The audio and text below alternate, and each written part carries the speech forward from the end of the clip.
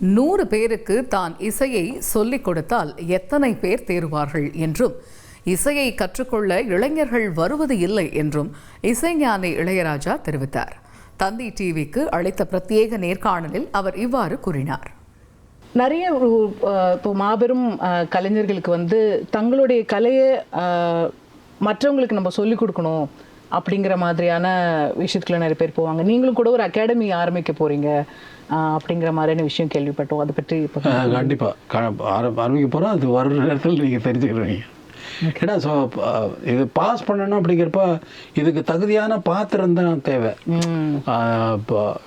தகுதியான இடத்துல போய் சேரணும். உயர்ந்த விஷயங்கள் அதுக்குரியவங்கள பார்க்கணும். எல்லாரும் இப்போ மெடிசன் படித்தா எல்லோரும் MBBS வந்துடலாம். லா படித்தா லாயராக வந்துடலாம். இன்ஜினியரிங் படித்தா இன்ஜினியராக வந்துடலாம். நான் மியூசிக் சொல்லிக் கொடுத்தா 100 பேருக்கு சொல்லிக் கொடுத்தா எத்தனை பேர் தருவான்? தேர மாட்டான். நான் வயலின் டீச் பண்ணியிருக்கேன் என்னுடைய மாஸ்டர் ரூமில். வயலினை ஹோல்ட் பண்ணுறதுக்கு 6 months ஆகும். எடுத்து ப்ராப்பராக ஹோல்ட் பண்ணி போவை போட்டு இப்படி பிடிச்சிட்டு எடுத்த உடனே இப்படி போட்டு வரும். அது ஆன்னு வர்றதுக்கு 6 months ஆகும்.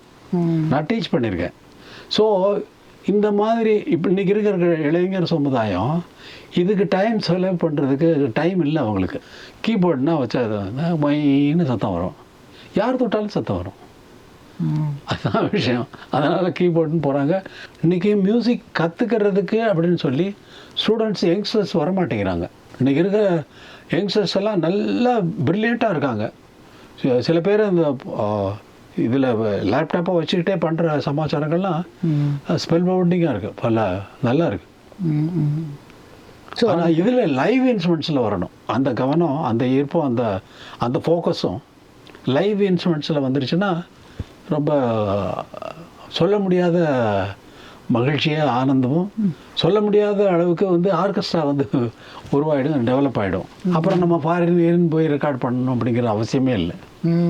நம்ம இளைஞர்கள் வாசுறாங்கன்னா இங்கே உருவாக்கலாமே. அதான் இசையமைப்பாளர் இளையராஜாவுடன் எமது இணை ஆசிரியர் அசோக் வர்ஷினி நடத்திய சிறப்பு நேர்காணலை தந்தி டிவியில் இன்று மாலை 5 மணிக்கு பார்க்கலாம்.